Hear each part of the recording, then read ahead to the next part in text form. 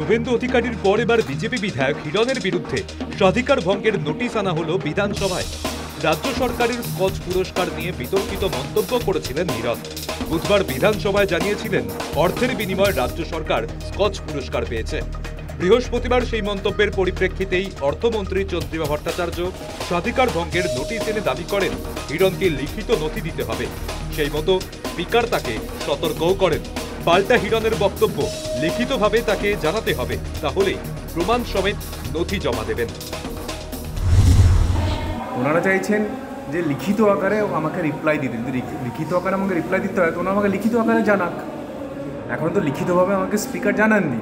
উনি আমার নামে প্রিভিলেজ এনেছেন, আমার তো প্রিভিলেজ আনা উচিত ওনার নামে, কারণ আমি কালকে ওনাকে মাননীয় শ্রদ্ধেয়া প্রতিমন্ত্রী অর্থনৈতিক বিভাগের এত শ্রদ্ধা সহকারে বললাম, দিদি বলে ডাকলাম, যে মাননীয়া শ্রদ্ধেয়া শ্রীমতী চন্দ্রিমা দি বলে ডাকলাম, এত কিছু। উনি তো আমাকে কি বলছিলেন, দিগ্গজ, বেড়ে পাকা, হ্যাঁ এখনও শিক্ষা হয়নি, জ্ঞান হয়নি, হ্যাঁ আমার ছেলের থেকে ছোট, আগে শিখে এসো, নিজেকে খুব বেড়ে পাকা ভাবো, নিজেকে খুব দিগ্গজ ভাবো, এইসব। তো উনি তো আমাকে আমার স্বাধীনতায় আমাকে ব্যক্তিগতভাবে উনি আক্রমণ করছিলেন, বরঞ্চ আমার তো প্রিভিলেজ আনা উচিত। স্বাধিকার ভঙ্গের নোটিশ আনা উচিত বলে মনে হয়েছে বলেই নোটিশ আনা হয়েছে, পাল্টা তো চন্দ্রিমা ভট্টাচার্যের। একদিকে আমাকে মাননীয়া মাননীয়া মাননীয়া করে তারপরে বলবে যে মিথ্যা কথা বলছে, সেটা চিৎকার করে মিথ্যা কথা, আমাকে মিথ্যাবাদী বানাচ্ছেন, সেটা কি স্বাধিকার ভঙ্গের ব্যাপার নয়? আগামীকাল ভাষা দিবস, তার আগে গতকাল যে ভাষা সন্ত্রাস করলো, তার জন্য নিশ্চিতভাবে স্বাধিকার ভঙ্গের নোটিশ আনার মনে হয়েছে, আনার দরকার, তাই এনেছে। আবারও বঙ্গভাগের দাবি, উত্তরবঙ্গের জন্য আলাদা রাজ্যের দাবি করলেন ডাবগ্রাম ফুলবাড়ির বিধায়ক শিখা চট্টোপাধ্যায়। বিধানসভায় বিজেপি বিধায়ক জানান, উত্তরবঙ্গের মানুষ বলছেন উন্নয়ন না করতে পারলে উত্তরবঙ্গ আলাদা রাজ্য করে দিন, উত্তরবঙ্গের কোনো উন্নয়ন হয় না, এই অভিযোগ তুলেই বঙ্গভাগের দাবি তোলেন বিজেপি বিধায়ক।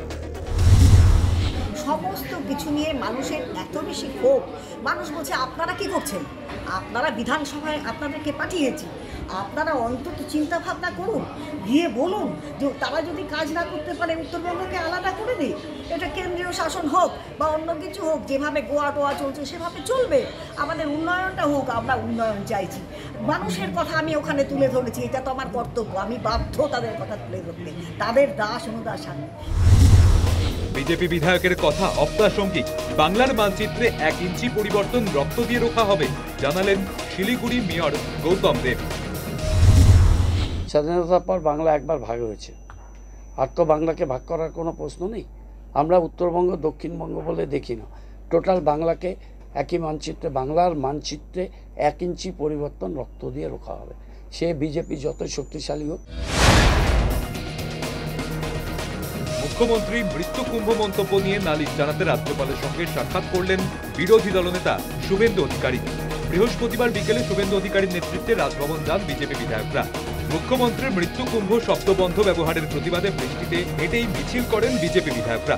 রাজ্যপালের কাছে বিধানসভার কার্যবিবরণী থেকে মুখ্যমন্ত্রীর ওই বক্তব্য বাদ দেওয়ার আবেদন জানান শুভেন্দু অধিকারী। মৃত্যু কুম্ভটা যে রেকর্ড করিয়ে দিয়ে গেলেন, কেউ চিরদিন থাকবে না, বিধানসভার রেকর্ডে এটা থাকবে। যদি ভুল করেও বেরিয়ে গিয়ে থাকে, সেটা প্রত্যাহার করার কি আছে? সমগ্র হিন্দু কমিউনিটির উপরে আপনি আঘাত করলেন।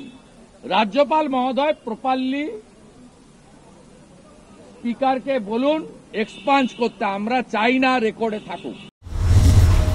প্রসঙ্গত বুধবারই বিজেপির রাজ্য সভাপতি সুকান্ত মজুমদার রাজ্যপালকে চিঠি লিখে মুখ্যমন্ত্রীর বক্তব্য ও বিরোধী দলনেতা সহ 4 বিজেপি বিধায়ককে অন্যায়ভাবে সাসপেন্ড করার কথা জানিয়েছিলেন। এই বিষয়ে সাংবিধানিক দিক বিবেচনা করে হস্তক্ষেপের কথাও জানিয়েছিলেন। News time.